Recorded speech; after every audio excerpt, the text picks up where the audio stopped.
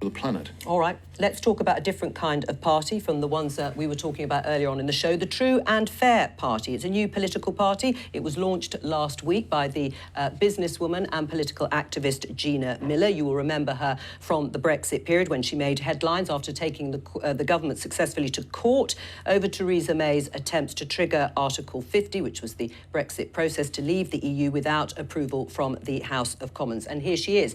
Gina, hello to you. What motivated you to set up this party? Looking at the systemic failures in our political system, which is being highlighted every day by Boris Johnson, the behaviour in number 10, it's about not just getting caught up in the emotive day-to-day headlines, but actually looking at what we need to do to restore confidence in both the political system, our political class, and being able to hold them to checks and balances. And our own research shows that 71% of people do want to see these systemic changes and for checks and balances to be put into legislation, so we can get on with dealing with policy making rather than looking at, what have they done wrong today. Right. Gina, obviously stay with us. I mean, Thangham, there is an implicit criticism there that the opposition, the Labour Party, Liberal Democrats, aren't doing enough to create the room for a party like Gina Miller's. Well, I mean, I think that when we talk about values like truthfulness and fairness, that's what people reach to the Labour Party for. Keir Starmer has set out a really strong platform. We've got a good set of policies and principles going forward. We know that we're ahead in the polls. We also know that Keir Starmer has put together a really cracking top team, in my view. Obviously, I'm slightly biased. And I think those are the values. Fairness, in particular, is something that people have always turned to the Labour Party for. And as I said, at the moment, I see people turning to the Labour Party and hearing that from us and being welcoming of it. Right. Well, Gina, is that none of the proposals have a legal basis. This is the problem. You can't just have a system that is just hoping that people behave with honour in an old-fashioned system. We've got to have legislative footing so that we can actually make sure that we keep those in power to account. And I believe in reforming the ministerial code and the standards of behaviour in public life and also for MPs. There is a review at the moment going on. I urge all MPs and others to take part in it, which the Committee on Standards is conducting. And then Lord Geit and the ministerial code. There's loads of things there which we ought to change and improve. And Labour's actually got a plan for doing that. And I agree that we need to strengthen it. But not on a legislative basis. This is the problem, and it doesn't go far enough. I mean, if you look at that, it's all very well talking about just the ministerial code, but there's a lot of other things in the system that needs fixing. We actually need to, and that's what we're talking about, is systemic change across the political classes and also public institutions, because people's trust are at the lowest level. I mean, just look what's happening with the Met Police at the moment.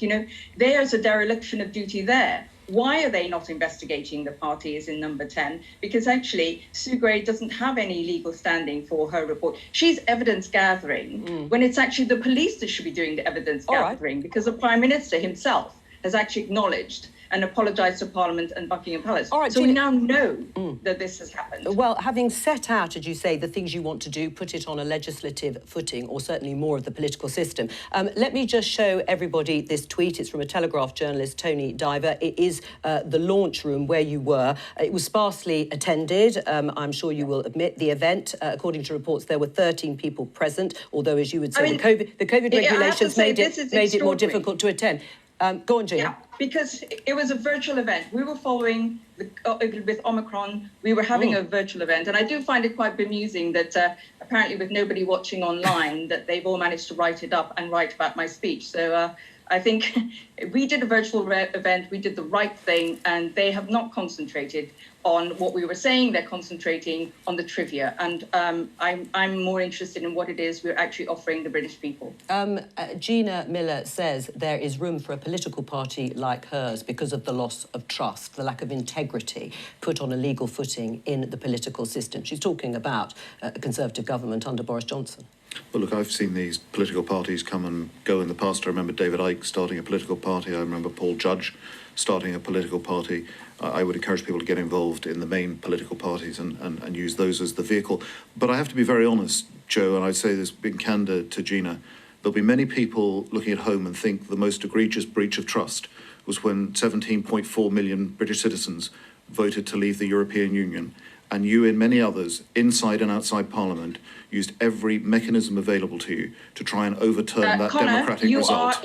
Connor, I'm sorry, but that is And blatantly it was untrue. Boris Johnson My two who delivered it. My two cases, I'm sorry, were actually so that you had a voice, because both Theresa May and Boris Johnson were putting themselves above the law, as we say there, Mr. Johnson is trying to do again, because he was shutting the door on you, our elected representatives. So I would have thought you'd be very pleased that I actually brought those cases, so you were allowed to be part of the process of representing us and your constituents. So I am very did proud not to do serve under a anything- Prime Minister who delivered for the 17.4 million people and got us out of the but he put European himself, Union I'm sorry, as they he voted lied to for the in that Queen and he referendum. tried to shut down Parliament. He lied to the Queen, he tried to shut down Parliament, says Gina. He was facing a situation where people were working, using every endeavour But you're not available to denying them it, Connor. to overturn Parliament, to overturn the election, the referendum result. Gina? It had nothing to do with the referendum result. If Connor would go back and look on the day after the referendum and the win by the Leave voters, I said we're all Brexiteers now. But that does not mean you have to put yourself above the law. You're trying to mix up two things that are not connected. Can I ask, Gina, where is the appetite, do you think, for what you are proposing? It is a fairly crowded field politically. Where's your support going to come from? Well, we will have to see where that lands, but from all the research we've done, it shows that there are people who are really fed up of the idea of a very ideological-driven policy making and actually want policies and political positions that are about the country and sustainability and taking long-term solutions rather than just on a short-term idealistical basis. So it's about working with experts for us to come up with policies. And when we've looked at all the research in the country, there are a considerable number of people who actually want to see change. Well, let's ask our expert, who's here. Martin, do you agree with Gina? I think there are people who will want change, and there are some people whose Gina's message will appeal to.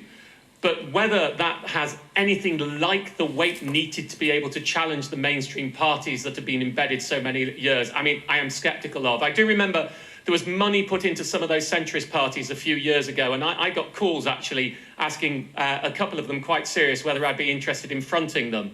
To which I said I'd prefer to have my nipples wired to electrodes. My mental health certainly isn't robust enough. So I think